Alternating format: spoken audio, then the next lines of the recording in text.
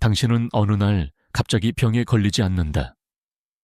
더 위험한 것은 건강이 소리 없이 조금씩 무너진다는 사실이다. 몸은 분명히 신호를 보낸다. 하지만 그 신호들은 통증이 없고 미묘해서 대부분 그냥 지나쳐버린다. 그래서 나는 이것을 조용한 파괴라고 부른다. 40년 넘게 진료실에서 같은 장면을 반복해서 본다. 겉보기에는 멀쩡하고 하루 3끼를 먹고 큰 불편도 없다고 말하는 사람들이다. 그러나 조금만 깊이 들여다보면 문제는 이미 수년 전 매일 먹는 음식에서 시작된 경우가 많다. 가장 흔한 첫 번째 신호는 항상 배가 고프다는 것이다. 이것은 의지의 문제가 아니라 몸의 생리적 반응이다. 과학적으로 몸은 안정적인 에너지를 원한다. 설탕과 정제 탄수화물 위주의 식사를 하면 혈당이 급격히 오르고 곧바로 더 크게 떨어진다. 이 하강 구간에서 뇌는 그것을 배고픔으로 해석하고 다시 먹으라고 신호를 보낸다. 그리고 대부분 같은 음식을 반복하게 된다. 이렇게 눈치채지 못한 채 악순환에 들어간다. 나 역시 젊었을 때는 가공식품을 많이 먹어도 문제가 없어 보였다. 몸이 버텼을 뿐이다. 대가는 바로 치러지지 않는다. 나중에 여유가 줄어들었을 때 드러난다. 이 이야기가 당신의 현실과 겹친다면 그냥 넘기지 말아야 한다. 이 초기 신호들은 아직 되돌릴 수 있는 기회다. 이 영상이 도움이 되었다면 구독과 좋아요를 눌러라. 오늘의 작은 선택이 내일의 큰 질병을 막을 수 있다. 당신이 계속 배가 고프다면 몸이 약해서가 아니다. 대부분의 경우 그 원인은 혈당의 불안정에 있다. 몸은 에너지가 일정하게 유지되기를 원한다. 하지만 설탕과 정제된 탄수화물이 많은 식사를 하면 혈당은 짧은 시간에 급격히 오르고 곧바로 떨어진다. 이 급격한 하강이 문제다. 혈당이 정상 범위보다 조금만 낮아져도 뇌는 즉시 에너지가 부족하다는 신호를 낸다. 그 신호가 바로 배고픔이다. 그래서 방금 먹었는데도 다시 먹고 싶어진다. 이때 선택하는 음식은 대개 처음 문제를 만든 바로 그 음식이다. 이 과정은 의지와 거의 상관이 없다. 몸의 자동 반응이다. 혈당이 출렁일수록 배고픔은 더 자주, 더 강하게 반복된다. 그리고 그 사이에 당신은 스스로를 절제가 안 되는 사람이라고 오해한다. 진료실에서 자주 듣는 말이 있다. 선생님, 저는 조금만 먹어도 자꾸 배가 고파요. 이 말의 배경에는 거의 항상 같은 식사 패턴이 있다. 가공식품 위주, 빠른 흡수, 빠른 하강. 여기서 중요한 사실 하나를 기억해야 한다. 배고픔이 잦다는 것은 몸이 고장났다는 신호가 아니라 잘못된 연료를 쓰고 있다는 신호다. 연료가 바뀌면 반응도 바뀐다. 이 설명이 당신에게 해당된다고 느껴진다면 지금이 방향을 바꿀 시점이다. 이 영상이 도움이 된다면 구독과 좋아요를 눌러라. 다음 내용은 이 악순환이 왜 쉽게 끊어지지 않는지에 대해 이야기한다. 문제는 당신이 너무 많이 먹는 것이 아니다. 더 근본적인 문제는 먹고도 필요한 것을 얻지 못한다는 것이다. 가공식품의 가장 큰 특징은 열량은 많지만 몸이 실제로 찾는 영양소는 거의 없다는 점이다. 몸이 음식을 요구하는 이유는 단순하다. 에너지로 쓸 연료, 조직을 만들 재료, 그리고 모든 반응을 움직이게 하는 비타민과 미네랄을 얻기 위해서다. 단백질과 필수 아미노산, 좋은 지방과 필수 지방산, 그리고 소량이지만 반드시 필요한 미량 영양소들이다. 자연식품을 먹을 때는 열량과 영양소가 어느 정도 비례한다.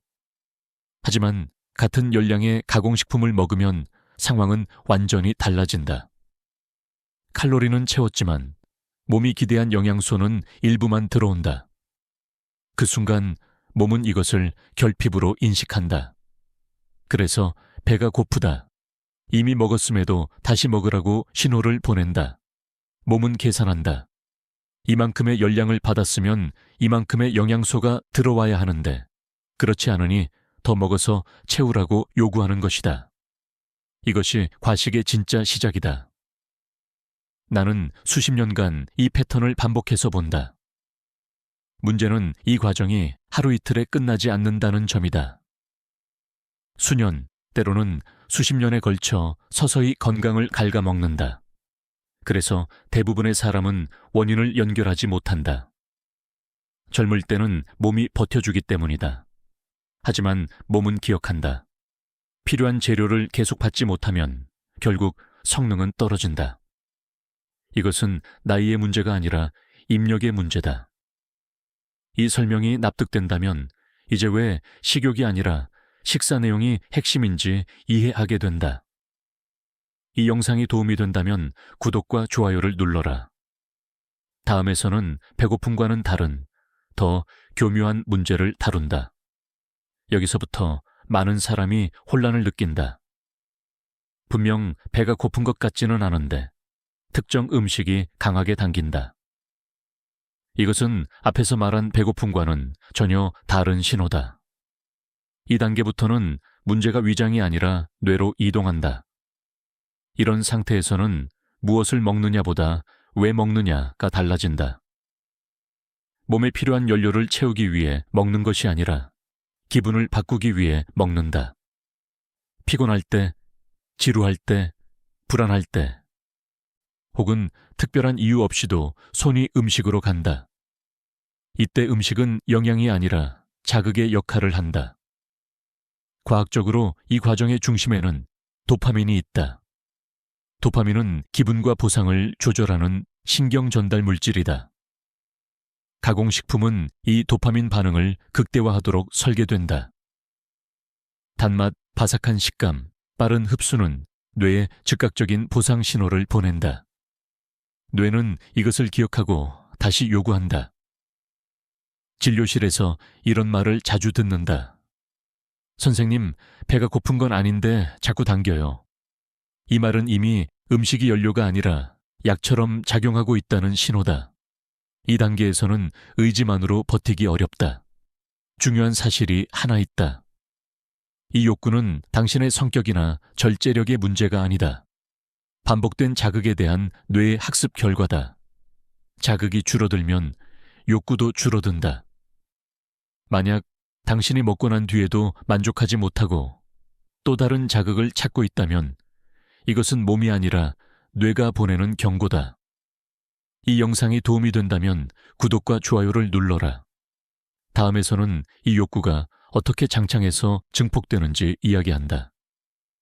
여기서 많은 사람이 더 혼란스러워한다. 분명히 머리로는 괜찮은데 갑자기 강한 당김이 생긴다. 이때 문제의 중심은 뇌가 아니라 장창일 수 있다. 장에는 수많은 세균이 살고 있다. 이 균형이 깨지면, 특히 설탕을 좋아하는 균이 늘어나면 상황이 달라진다. 이 균들은 살아남기 위해 자신들이 좋아하는 먹이를 요구한다. 문제는 그 요구가 화학 신호의 형태로 혈류를 타고 뇌까지 전달된다는 점이다. 뇌는 이 신호의 출처를 구분하지 못한다. 내 몸이 보낸 신호인지, 장내 세균이 보낸 신호인지 알지 못한 채 그것을 내가 원한다 라고 해석한다. 그래서 당신은 이유 없이 단 음식이 당긴다고 느낀다. 사실은 욕구가 아니라 감염에 가까운 현상일 수 있다. 이런 상태는 갑자기 생기지 않는다. 설탕, 정제탄수화물, 항생제 사용, 반복된 가공식품 섭취가 장내 균형을 서서히 무너뜨린다. 어느 순간부터는 건강한 음식을 먹고 싶어도 강한 저항을 느낀다. 중요한 점은 이건 역시 의지의 문제가 아니라는 것이다. 장내 환경이 바뀌면 욕구의 방향도 바뀐다. 균형이 회복되면 당김은 놀라울 정도로 약해진다. 만약 최근 들어 단 음식에 대한 욕구가 이전보다 강해졌다면 자신을 탓하지 말아야 한다. 몸 어딘가에서 이미 경고를 보내고 있다. 이 영상이 도움이 된다면 구독과 좋아요를 눌러라. 다음에서는 이 문제가 왜 수면까지 망가뜨리는지 이야기한다. 당신이 충분히 잠자리에 누워 있었는데도 아침에 개운하지 않다면 그 원인은 수면 시간이 아니라 수면의 질에 있다. 그리고 그 질을 가장 조용하게 망가뜨리는 요소 중 하나가 잘못된 식사다. 혈당이 불안정하면 밤에도 문제가 이어진다.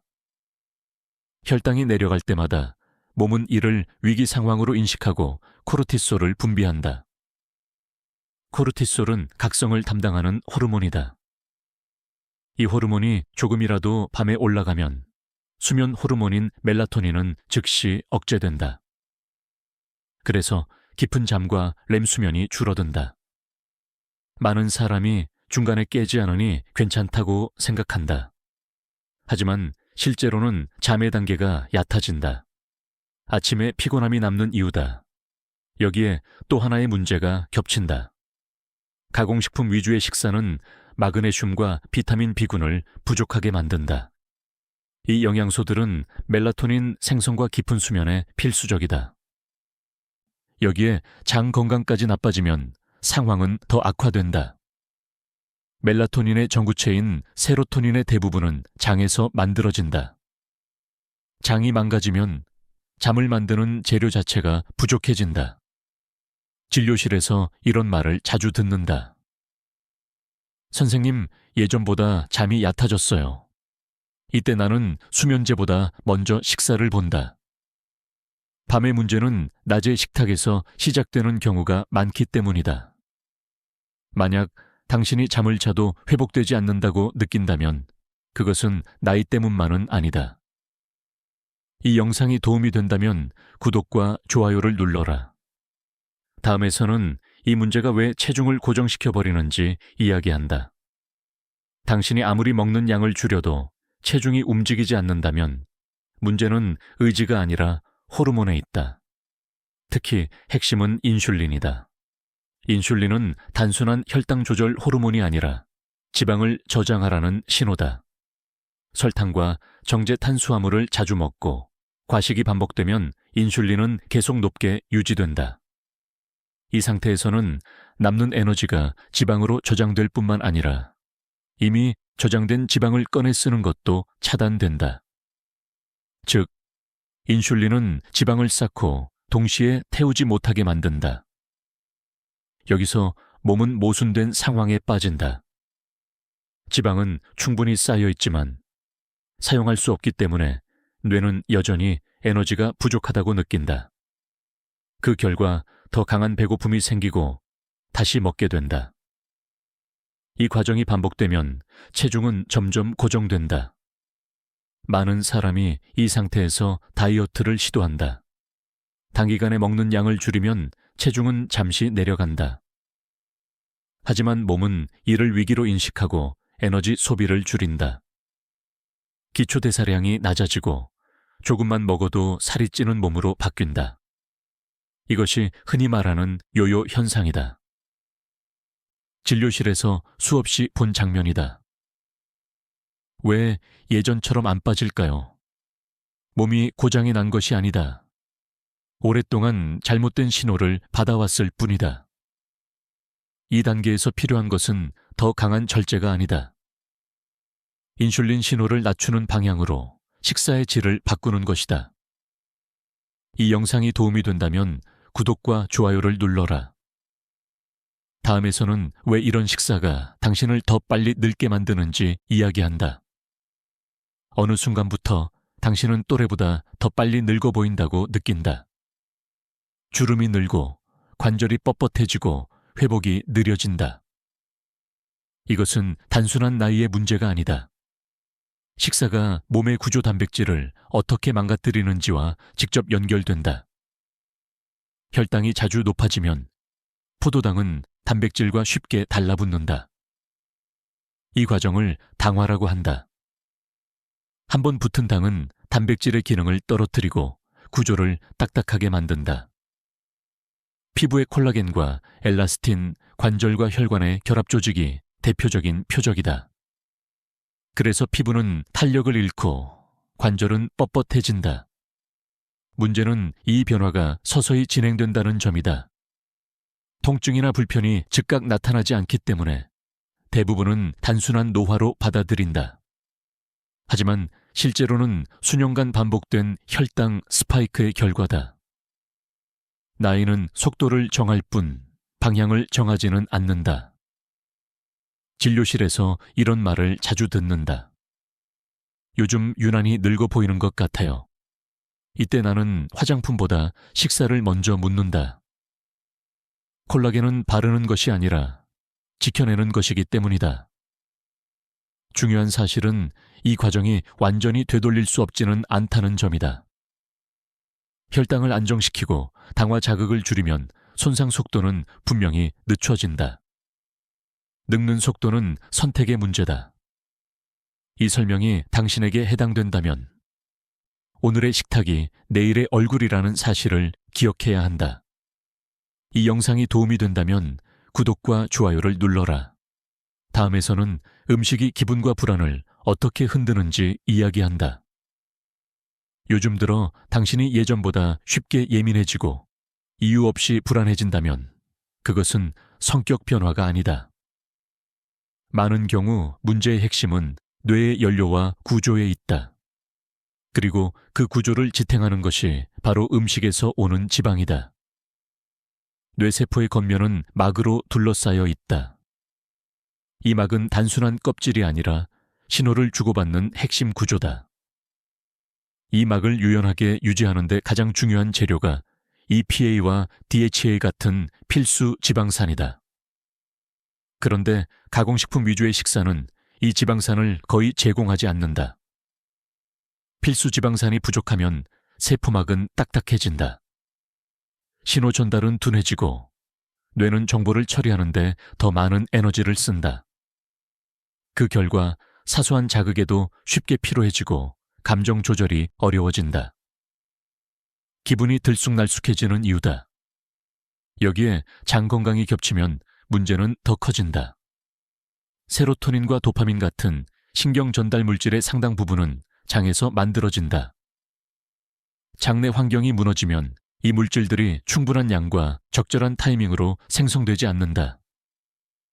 그래서 이유 없는 불안과 무기력이 반복된다.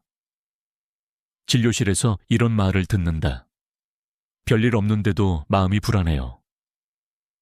이때 나는 스트레스 상담보다 먼저 식사 내용을 본다. 뇌는 생각으로만 버티지 않는다. 재료가 있어야 안정된다. 만약 당신이 감정 기복이 커졌다고 느낀다면 그것은 마음이 약해진 것이 아니다. 뇌가 제대로 작동할 조건을 잃고 있다는 신호다. 이 영상이 도움이 된다면 구독과 좋아요를 눌러라. 다음에서는 입안과 피부에 나타나는 더 눈에 띄는 신호를 살펴본다. 어느 날 거울을 보다가 혀가 유난히 하얗게 덮여 있는 것을 발견한다. 혹은 작은 충격에도 쉽게 멍이 든다. 많은 사람은 대수롭지 않게 넘긴다. 하지만 이 두 가지는 식사가 보내는 명확한 경고 신호다. 정상적인 혀는 옅은 분홍색이다. 하얀 설태가 두꺼워졌다면 장과 입안의 미생물 균형이 무너졌을 가능성이 크다. 특히 설탕 섭취가 많을 때 칸디다와 같은 기회균이 쉽게 증식한다. 유익균이 이를 억제하지 못하면 면역 반응도 함께 약해진다. 쉽게 생기는 멍 역시 우연이 아니다. 가공식품 위주의 식사는 비타민C와 비타민K가 부족해지기 쉽다. 비타민C는 콜라겐 합성에 필수적이고 비타민K는 혈액 응고에 관여한다. 이 두 가지가 함께 부족해지면 혈관은 약해지고 출혈은 쉽게 생기며 멍은 잘 사라지지 않는다. 진료실에서 이런 말을 듣는다. 요즘 부딪힌 기억도 없는데 멍이 잘 들어요. 이때 나는 외상보다 식단과 장 상태를 먼저 확인한다. 몸의 방어선은 눈에 띄지 않는 곳에서 먼저 무너지기 때문이다. 혀와 피부는 몸속 상태를 그대로 드러내는 표면이다. 이 신호를 무시하면 문제는 더 깊은 곳으로 이동한다. 이 영상이 도움이 된다면 구독과 좋아요를 눌러라. 다음에서는 왜 이런 식사가 혈압까지 올리는지 이야기한다. 혈압이 오르면 대부분 가장 먼저 소금을 떠올린다. 하지만 실제 진료 현장에서 보면 문제의 시작은 소금보다 훨씬 앞에 있다. 핵심은 인슐린 저항성과 혈관 기능이다. 인슐린 수치가 높게 유지되면 신장은 나트륨을 더 많이 재흡수한다. 아주 작은 차이처럼 보이지만 이 변화는 체내 수분량을 늘리고 결국 혈압을 끌어올린다. 몸이 물과 나트륨을 붙잡고 놓지 않는 상태다. 여기에 가공식품이 만드는 또 다른 문제가 겹친다. 반복적인 혈당 스파이크는 혈관 내벽을 손상시키고 당화된 단백질과 염증을 증가시킨다. 혈관은 단순한 파이프가 아니다. 스스로 수축하고 이완하며 혈류를 조절하는 살아있는 조직이다. 이 기능이 망가지면 혈관은 점점 딱딱해지고 혈압은 자연스럽게 올라간다. 진료실에서 흔히 듣는 질문이 있다. 소금 줄였는데도 왜 안 내려가죠? 이때 나는 묻는다. 설탕과 가공식품은 얼마나 줄였는지. 건강한 몸은 나트륨을 조절할 능력이 있다. 그 능력이 먼저 무너졌을 뿐이다. 중요한 사실은 이것이다. 소금이 문제를 만든 것이 아니라 몸이 조절 능력을 잃었기 때문에 소금이 문제가 된 것이다. 순서를 바로 봐야 해결이 시작된다. 만약 당신의 혈압이 점점 올라가고 있다면 단순한 제한보다 회복이 필요하다. 이 영상이 도움이 된다면 구독과 좋아요를 눌러라. 다음에서는 왜 감기에 자주 걸리는지 면역의 관점에서 마무리한다. 요즘 당신이 감기나 몸살에 더 자주 걸린다고 느낀다면 그것은 단순한 운이나 계절 탓이 아니다. 몸의 방어 체계가 지쳐 있다는 신호다. 그리고 그 피로는 대부분 식사에서 시작된다. 면역세포가 제대로 작동하려면 아연, 비타민 C, 셀레늄 같은 미량 영양소가 필요하다. 하지만 가공식품 위주의 식사는 이런 재료를 거의 제공하지 않는다. 여기에 설탕이 더해지면 문제는 분명해진다. 설탕은 백혈구의 기능을 직접적으로 억제한다. 몸이 싸워야 할 순간에 무기가 둔해지는 셈이다. 또 하나 중요한 사실이 있다. 면역의 약 70%는 장에 있다. 장이 매일 처리해야 하는 음식이 자극적이고 불균형하면 면역 시스템은 끊임없이 과부하 상태에 놓인다. 결국 작은 바이러스에도 쉽게 무너진다. 여기에 스트레스가 겹치면 상황은 더 나빠진다. 스트레스를 받는 순간 몸은 생존을 우선한다. 소화, 면역, 회복, 세포 수리는 뒤로 밀린다. 이 반응 자체는 필요하지만 문제는 그것이 매일, 오래 지속될 때다. 잘못된 식사는 뇌의 에너지까지 불안정하게 만들어 이 스트레스 반응을 더 길고 더 강하게 만든다. 나는 수십 년 동안 이 과정을 지켜본다. 건강은 한순간에 무너지지 않는다. 그리고 회복도 한 번의 결단으로 완성되지 않는다. 하지만 분명한 사실이 하나 있다. 작은 변화는 누적된다. 하루 한 끼, 하나의 선택이 몸의 방향을 바꾼다. 당신은 아직 늦지 않았다. 몸은 생각보다 관대하다. 올바른 재료를 다시 주기 시작하면 서서히 반응한다. 잠이 깊어지고 배고픔이 줄고 기분이 안정되고 병에 덜 걸리기 시작한다. 이것이 회복의 신호다. 만약 오늘 이 영상이 당신에게 작은 깨달음을 주었다면 여기서 멈추지 말아야 한다. 구독하고 좋아요를 눌러라. 이 채널은 당신이 몸의 신호를 더 일찍, 더 정확하게 이해하도록 돕기 위해 존재한다. 오늘 시작한다면 정확히 1년 뒤 이날, 당신은 지금과 다른 몸으로 서 있을 수 있다. 오늘이 그 첫걸음이다.